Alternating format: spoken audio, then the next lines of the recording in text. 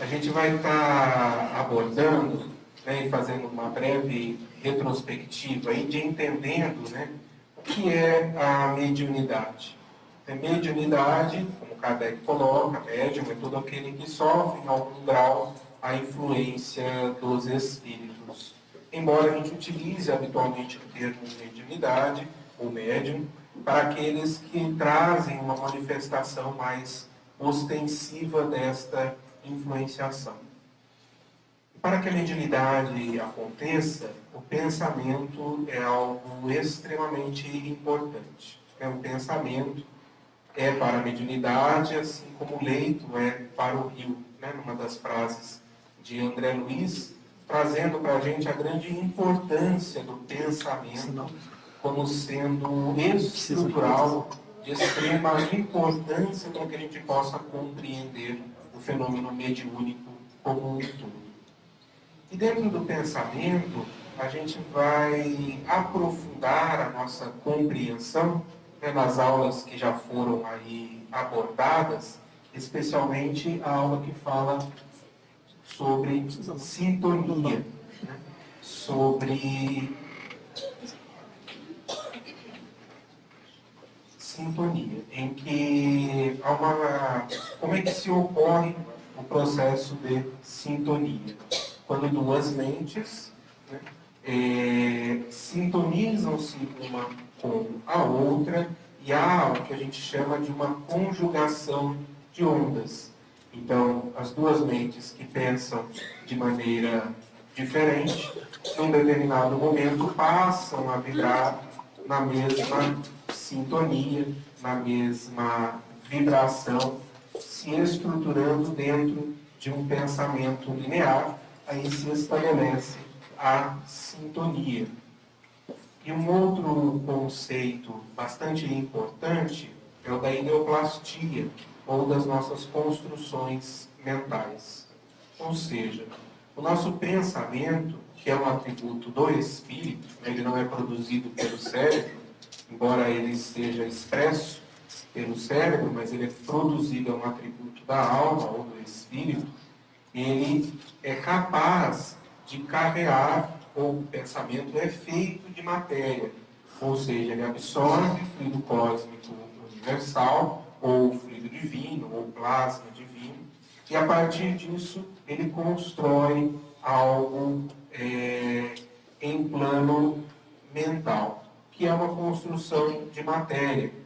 Ou seja, a doutora Marília deu essa aula quando ela falou que nós somos co-criadores, ou seja, participamos da criação divina, obviamente num plano menor, né, num plano infinitamente menor, porque Criador é só Deus, e no nosso grau evolutivo ainda co-criamos em aspectos bastante limitados à nossa evolução, mas nós temos esta capacidade de co-criação.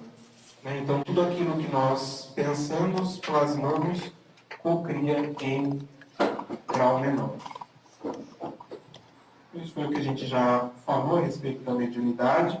E a obsessão, né, tem sido definida como este domínio de espíritos desencarnados ou encarnados sobre certas pessoas.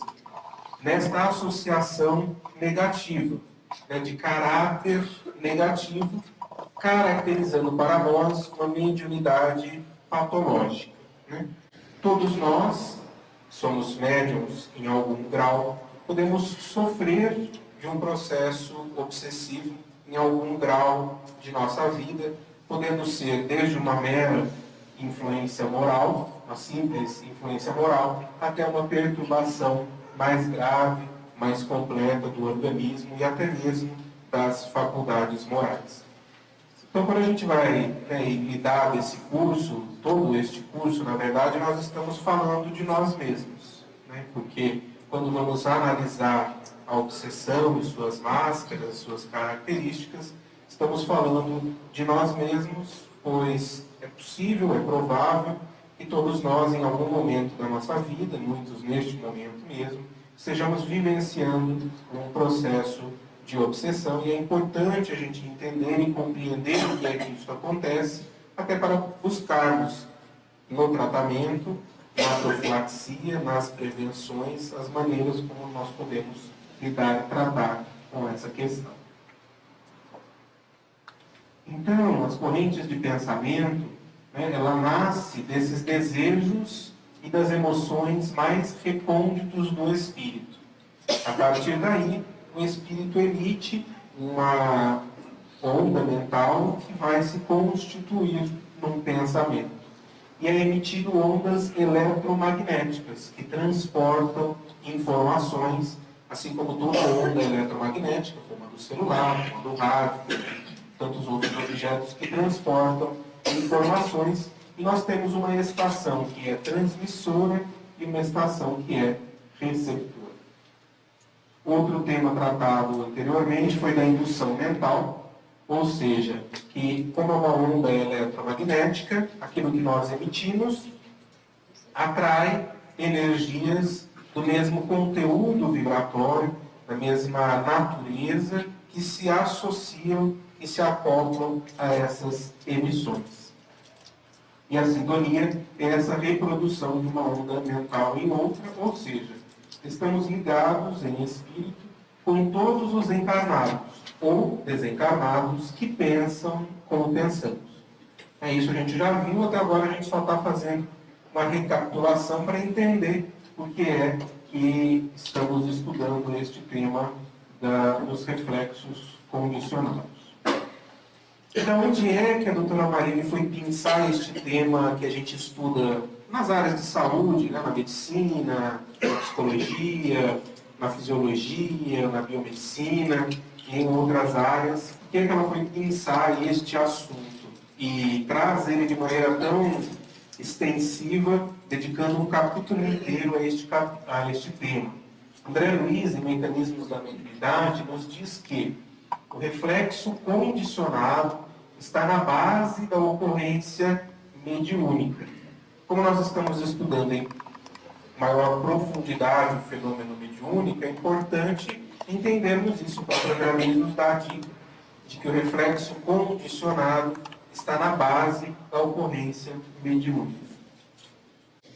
E aí Emmanuel, no livro Desobsessão, diz o seguinte: seja no caso de mera influenciação ou nas ocorrências da possessão profunda, a mente medianímica permanece jugulada por pensamentos estranhos a ela mesma, em processos de hipnose, de que apenas gradativamente se livrará. Ou seja, aqui ele está descrevendo o processo obsessivo, não é? Lá atrás, você lembra que Kardec dizia que a obsessão vai desde a influência moral até a possessão mais completa, com perturbação completa do organismo e das faculdades mentais. Emmanuel resgata isso dizendo: seja no caso de mera influenciação ou nas ocorrências de possessão, a mente medianímica, ou seja, o médium, permanece jugulada, aprisionada, vinculada a pensamentos estranhos a ela mesma, de outras mentes, encarnadas ou desencarnadas, em processos de hipnose. Ou seja, trazendo não é igual, né? Mediunidade não é a mesma coisa de hipnose. A doutora Marina vai trazer isso bem aprofundado na próxima aula, mas tem uma correlação, um processo inicial, onde gradativamente nós, com um esforço, com um processo de educação íntima, de aprimoramento íntimo, de construção dos nossos sentimentos, dos nossos valores, e de acordo com uma elaboração mental mais elevada, sintonizada com outras mentes, gradativamente vamos nos liberando, nos livrando destas situações. Muito bem. Então, a gente, fechando essa breve revisão, vamos entrar no que são os reflexos, para que daí a gente vai entender o que é o reflexo condicionado. Reflexo ou atividade reflexa está na base de adaptação do ser humano ao ambiente em que vive, ou seja, toda célula viva tem reflexo, né? Tem uma atividade reflexa. Se ela perde essa atividade reflexa, é porque aquela célula morreu. Então, É uma característica da célula, da excitabilidade da célula, que gera um ato reflexo. Ou seja, qualquer situação que gerar uma excitabilidade na célula gerará, consequentemente, um ato reflexo. Isso parte desde o nível celular até os tecidos, os órgãos e o organismo como um todo. E, se a gente quiser extrapolar, também na esfera da família, de uma comunidade, da sociedade, funcionando como um organismo, também a gente tem esses atos reflexos.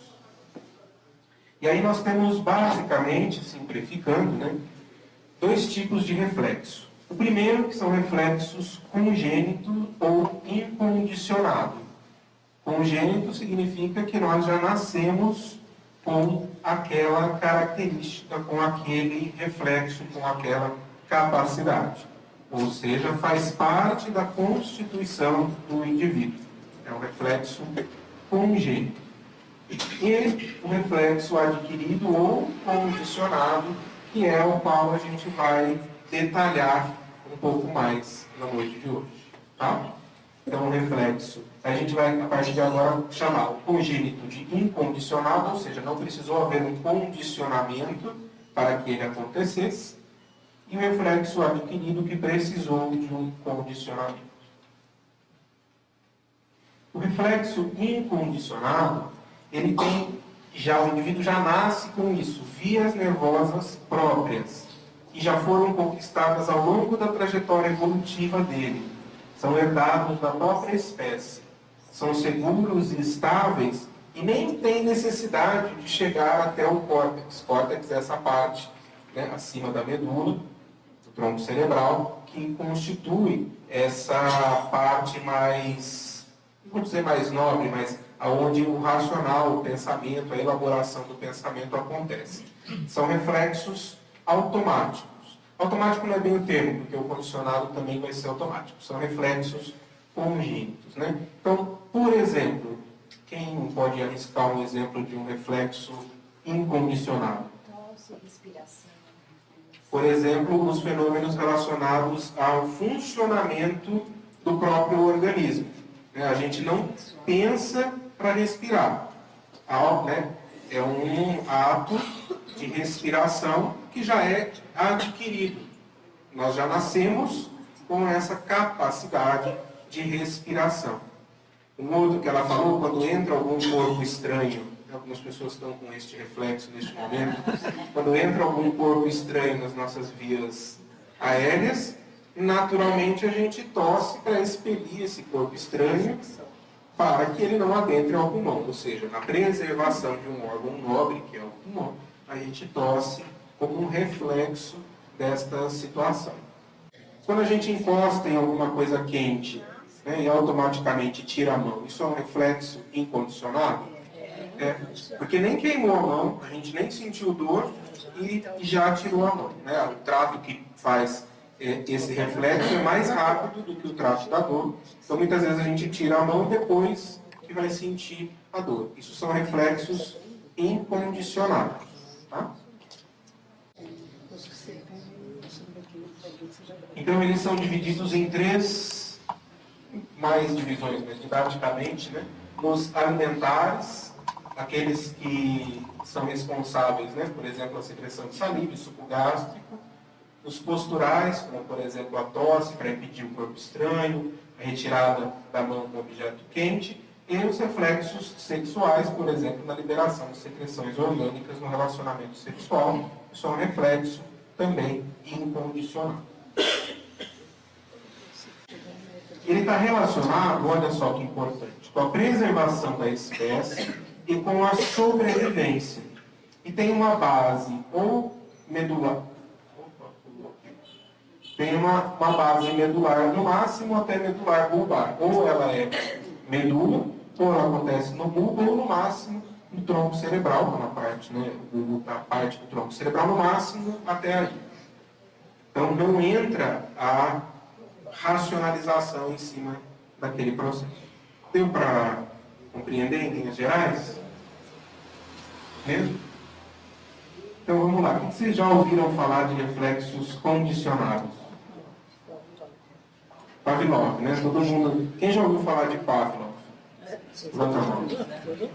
O Pavlov já tem mais gente, mas esse é o Pavlov, né? Que é um fisiologista russo que descobriu esse tal de reflexo condicionado.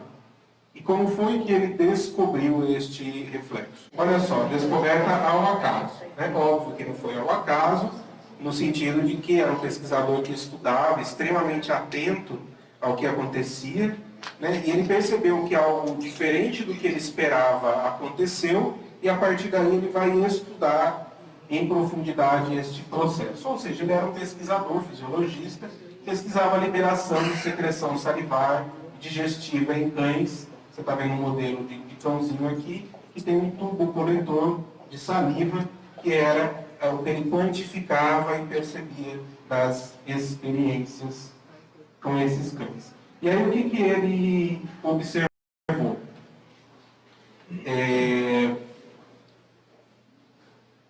Que inicialmente ele retirava o cachorro de onde ele estava, né? Levava para o laboratório, prendia, amarrava lá o cãozinho, e o tratador entrava com um prato de comida, vinha andando, e deixava a comida. A hora que o cachorro via a comida, começava, não deixava o bichinho comer logo que chegava, esperava um pouquinho, ele já começava a salivar e já observava essa produção de saliva. Repetiu-se isso uma, duas, três, uma série de vezes. Repetiu-se isso. Aí eles começaram a observar algo esquisito, algo diferente. Levava-se o cachorro lá para o laboratório e cada cachorro reagia de um jeito, mas alguns cachorros, na hora que começavam a ouvir os passos do tratador, já começava a salivar, sem ter visto a comida. E ele falou, gozado, porque a gente já, né, tem como teoria de que ele saliva ao ver, ao sentir o olfato, enfim, da comida. E ele começou a salivar ao ouvir os passos do tratador. Ele falou, opa, aqui está acontecendo alguma coisa esquisita, porque isso não é o esperado. E derivou a linha de pesquisa dele para esta situação. E aí ele começou a utilizar uma série de estímulos, porque os passos não davam muito bem para mimetizar. Então ele usava uma campainha, usava uma luz. A primeira que ele usou foi uma campainha. Então como é que funcionava? Eles colocaram ele num ambiente fechado, que ele não conseguia, por exemplo, ouvir os passos, nem ver o tratador chegando. Ficava uma portinha que levantava e empurrava a comida. Tocava uma campainha, abria a portinha, passava a comida. Ele via a comida, salivava. Tocava a campainha, abria a portinha, passava a comida, ele via a comida, salivava. Depois de várias vezes repetindo esse processo, o que aconteceu? Na hora que apertava a campainha, antes de ver a comida, ele já, e às vezes nem vinha a comida, ele já salivava. Deu para entender? Então, ele começou a derivar um reflexo que era de salivação, na hora que via a comida, salivava, derivou para um outro reflexo, diferente, que ele chamou de reflexo condicional. Condicionou-se aquele cão, cada vez que se tocava a campainha, ele salivava. Independente se tinha ou não a comida. Deu para entender? Então vamos fazer uma figurinha aqui. Então, aqui está o cachorrinho, mostrava a comida, ele salivava. Mostrava a comida, ele salivava. Aí começou-se a introduzir um outro estímulo. Primeiro fez a experiência óbvia, né? De tocava só a campainha e nada acontecia. Tocava a campainha, nada acontecia. Aí passou-se para a segunda etapa, a terceira etapa, que era mostrava a campainha mais a comida, o cão salivava. Campainha mais a comida, o cão salivava. Aí tirou-se a comida, coitadinho do cão, só a campainha e ele salivava. Então, reflexos condicionados são aqueles que necessitam de uma experiência prévia, tem que ser repetitiva e a associativa entre alimentação e olfação. E descreve aqui, e aí por conta desse experimento, ele ganhou o Prêmio Nobel de Fisiologia e Medicina em 1904. Então, revisando, né, falando de novo, que a gente já repetiu, para que a gente fixe bem esse conceito. O reflexo condicionado não surge espontaneamente, certo? É um reflexo que vai ser construído ao longo da existência. São conquistados pelo indivíduo no curso da existência. Necessita de intervenção no córtex cerebral. Ou seja, não é apenas da medula para baixo, ou do bulbo para baixo, ou do tronco encefálico, ou do diencéfalo para baixo. Ele precisa utilizar o córtex cerebral naquela reação. Então ele ouve, aciona o córtex auditivo, o córtex auditivo vai lá e se comunica com o centro da salivação e libera a estimulação da saliva. E olha só que importante, ele desenvolve-se sobre os reflexos incondicionados. Isso é muito importante. Ele desenvolve-se a partir dos reflexos incondicionados, daqueles que estão relacionados com sobrevivência e perpetuação da espécie. A partir daí que esses reflexos condicionados se estabelecem. E ele é importantíssimo para uma adaptação ao meio.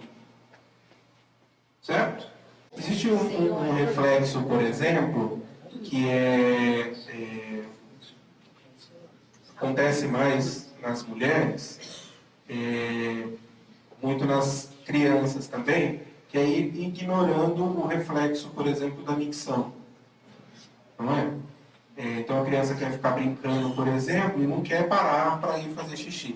Então vem o reflexo, ela ignora. Vem o reflexo, ela ignora. Vem o reflexo, ela ignora. Até que ela perde aquele reflexo e faz na calça, ou perde o aviso de que a bexiga está cheia. Né? Um outro exemplo nesse campo também é de quando a gente abre a torneira, por exemplo. Né? Começa a ouvir o barulhinho de água ali. Então, às vezes você acabou de ir no banheiro, mas se você abriu ali, está à vontade de ir ao banheiro novamente. Né?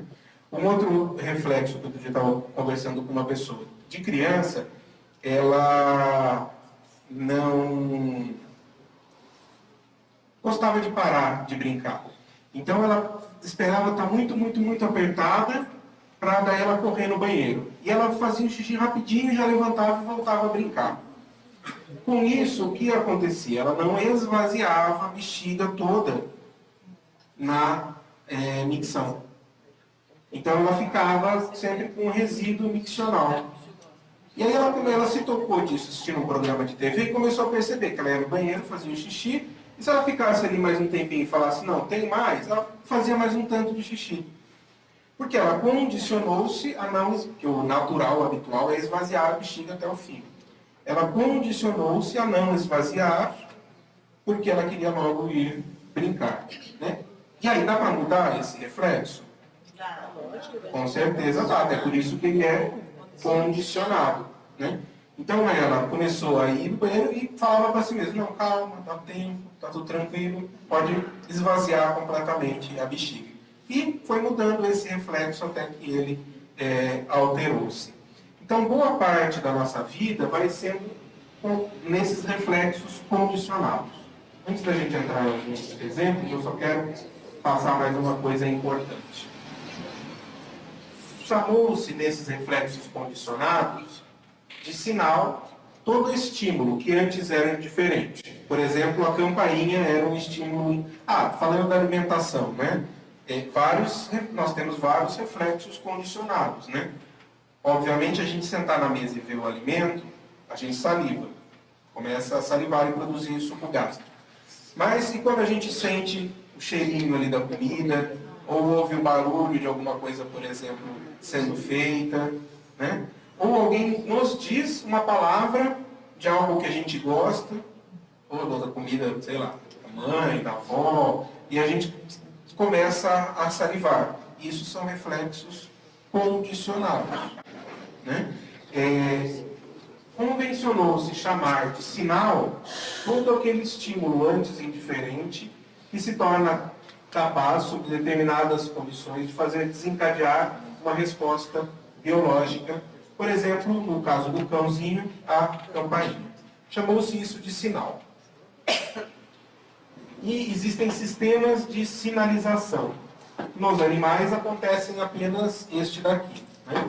Que é o primeiro sistema, conjunto de estímulos exteriores e interiores, do meio ambiente e do interior, que foi o que a gente, o organismo, foi o que a gente já comentou. No ser humano, começa a existir um segundo sistema de sinalização além deste, que é a elaboração mental a partir de imagem e dos conceitos contidos na palavra.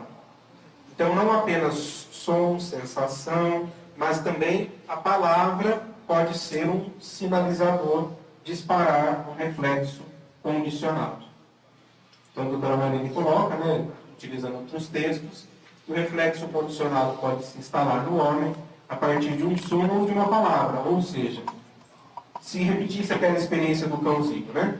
Poderia ser o som do sino ou da campainha, poderia se falar a palavra, vai tocar o sino, vai tocar a campainha, ou mostrar um desenho daquele sino, daquela campainha, o efeito seria o mesmo, ou poderia ser o mesmo, desde que condicionado.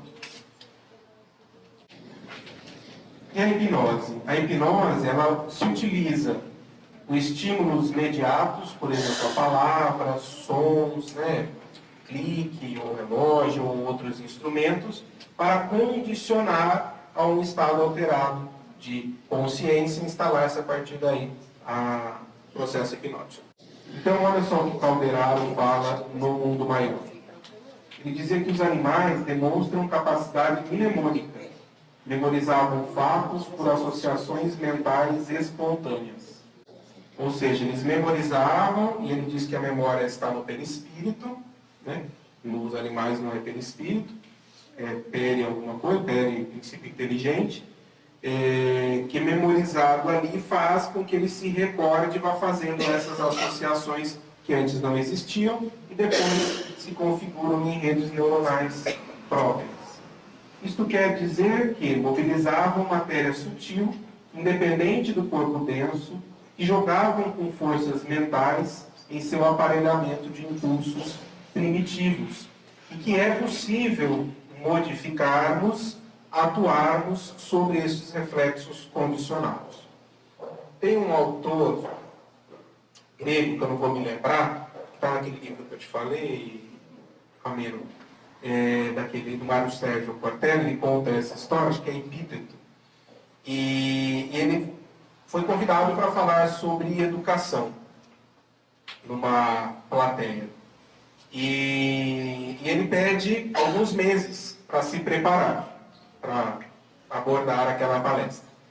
E aí chega todos os convidados, ele chega com algumas gaiolas assim na mão, né? Primeira gaiola, ele solta uma lebrezinha, que sai correndo, e solta um cachorro enorme, que sai correndo atrás daquela lebre e a estraçalha. Ficam os convidados horrorizados, quando nós convidamos o cara para dar uma palestra, e ele traz uma carnificina aqui, né? E observam. E aí ele traz uma outra gaiola, solta a lebrezinha, todo mundo já põe a mão no olho, né? Solta um outro cachorro da mesma raça, igualzinho. Esse cachorro sai correndo atrás da lebre. Quando eles se encontram, rolam no chão e começam a brincar. E ele fica olhando para o público, né? E ele diz, o que diferenciou uma situação da outra foi o processo de educação, né? Então, em um, estimulou-se um instinto de agressividade, de destruição, e instigou ele durante meses a destruir, né, aqueles animais, ou seja, estimulou um instinto, porque aquele animal não estava com fome para caçar. Esse seria o instinto, né? Esse seria o reflexo incondicionado. Mas ele estimula aquele instinto naquele animal e ele condiciona-se a viu um animalzinho menor correndo, ele vai lá e estraçalha, mesmo que não esteja com fome. Foi um reflexo condicionado a partir daquela situação. E ao outro, brincou-se com ele, desde bebê, né, educando, criando junto com aquela mesmo animal, num estado de amizade, de respeito, de brincadeira em que eles brincavam juntos. E, ou seja, os mesmos bichos envolvidos, né, com a mesma natureza, os mesmos reflexos, os mesmos instintos, e com posturas absolutamente contrárias a partir de um processo de educação que não se deu em um instante, mas de maneira repetitiva, a se estimular aquelas construções no bem, ainda que limitadas, mas daquele animal que pudesse permitir aquela situação. Então a gente fica pensando em nós, né? Se isso acontece nos animais, de que maneira isso acontece em nós? Ou de que maneira isso pode se manifestar em nós? Quantas situações nós não aprendemos nesta existência mesmo a agir de determinada maneira frente a uma situação, por uma necessidade de sobrevivência, por uma necessidade de perpetuação da espécie, ou por uma necessidade imposta por um processo educativo, aquela situação já não está mais presente, já não precisa mais ser assim, porém a gente continua agindo daquela maneira por um reflexo condicionado. Certo? Dá para a gente imaginar algumas situações, né? A gente vai tratar brevemente de algumas delas. Olha só o que o Caderaro fala. Se os animais são capazes de usar essa energia para provocar a repetição de determinados fenômenos em seus organismos, não fica difícil imaginar os prodígios que a mente do homem realizará quando sintonizada com as emissões de outra mente superior. Então vamos dar um exemplo, né?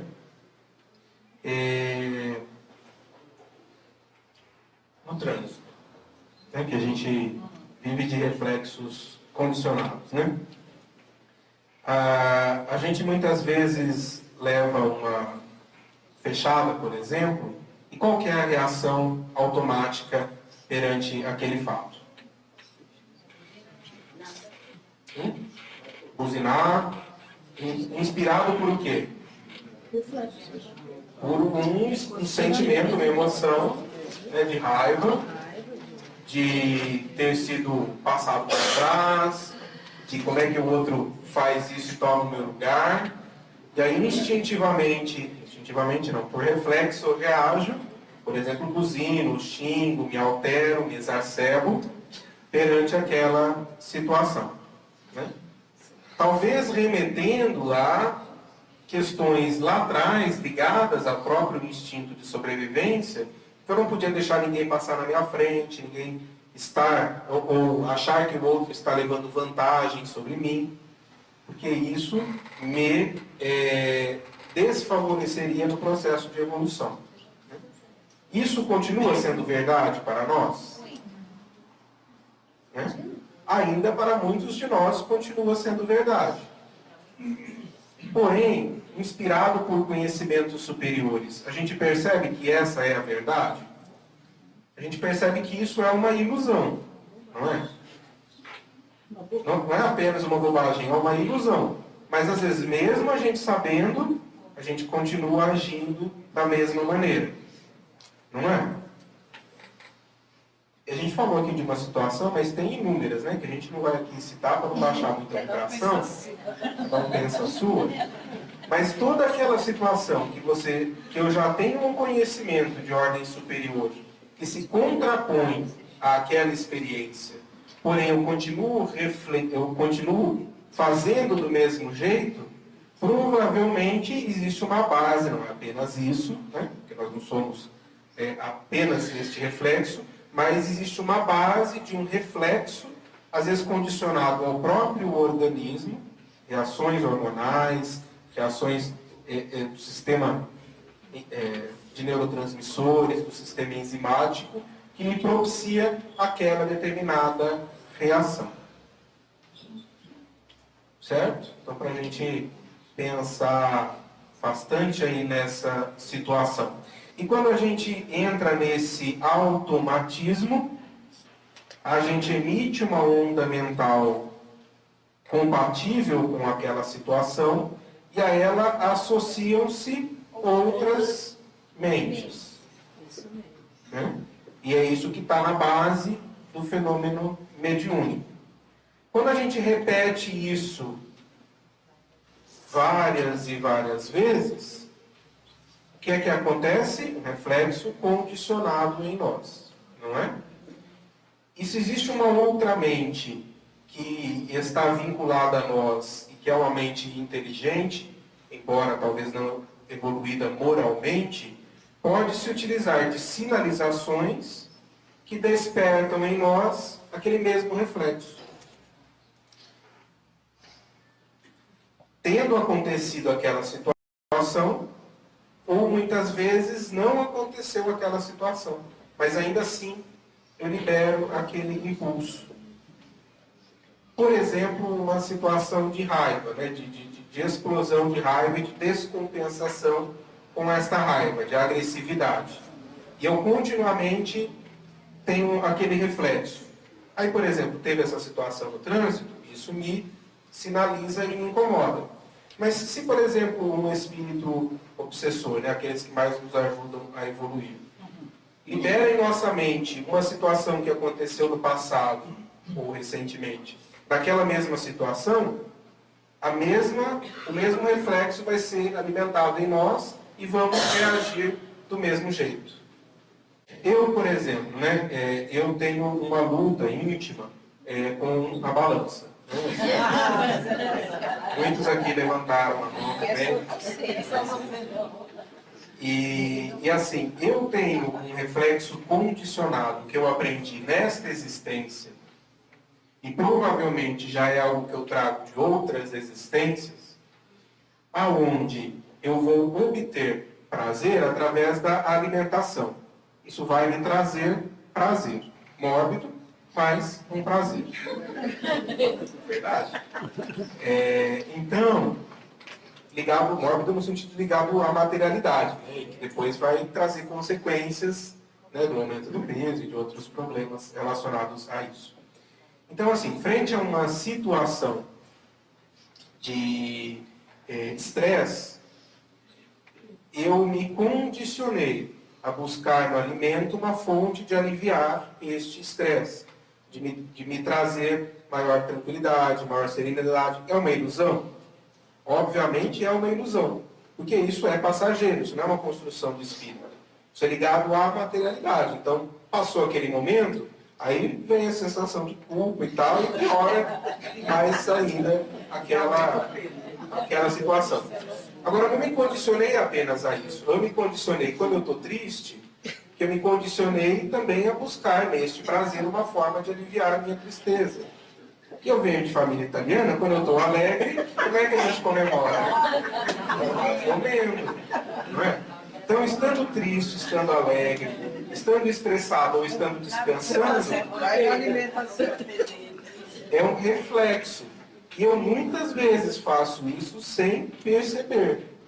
Assim, às vezes eu percebo, eu falo, não, eu vou lá porque quero um doce, quero um alimento, isso aqui. Mas às vezes eu estou ali comendo e não estou nem percebendo, não estou nem saboreando aquele momento. Porque é óbvio que o alimento, né, a gustação traz prazer, é gostoso estar junto à família, reunido. Isso traz um bem-estar, isso faz parte da qualidade de vida.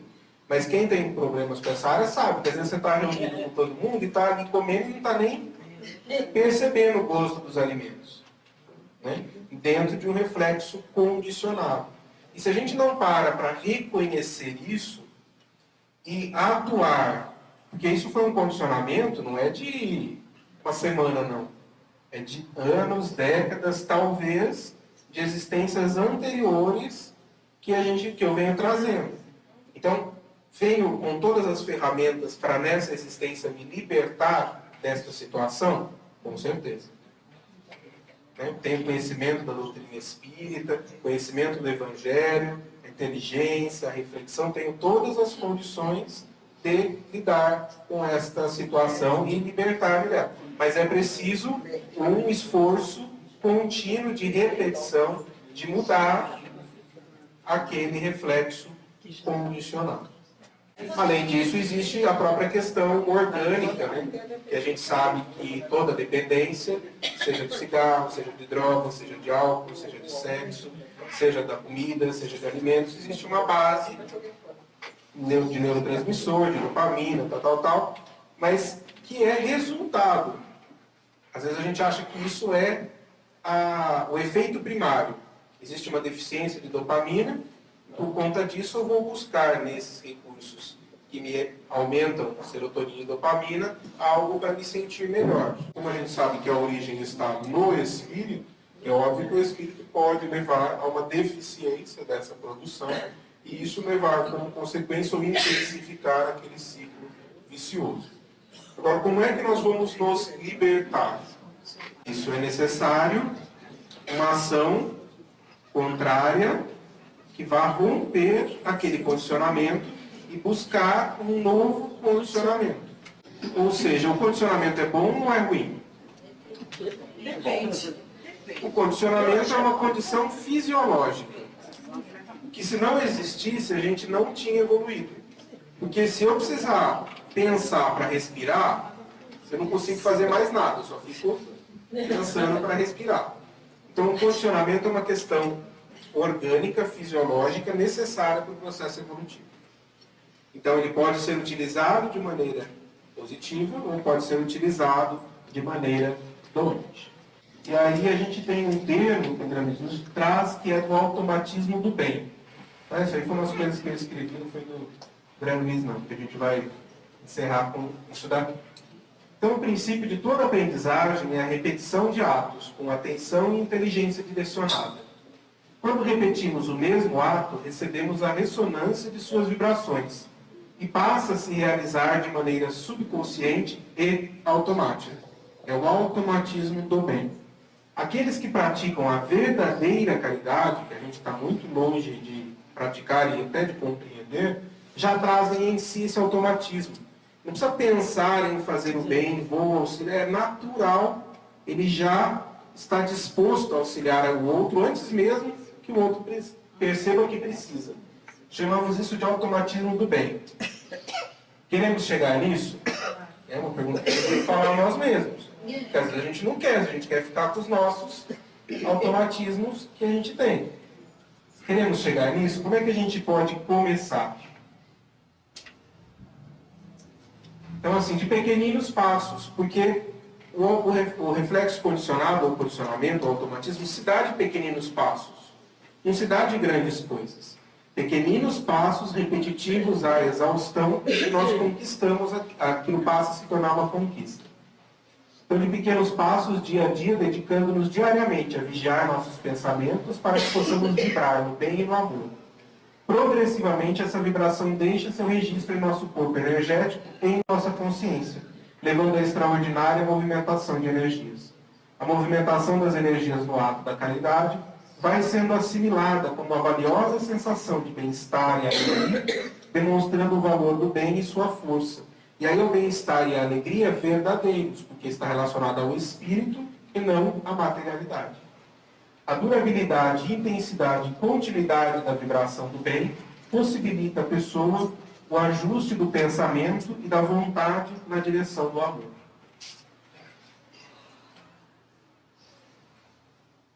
Então, qual é o nosso caminho?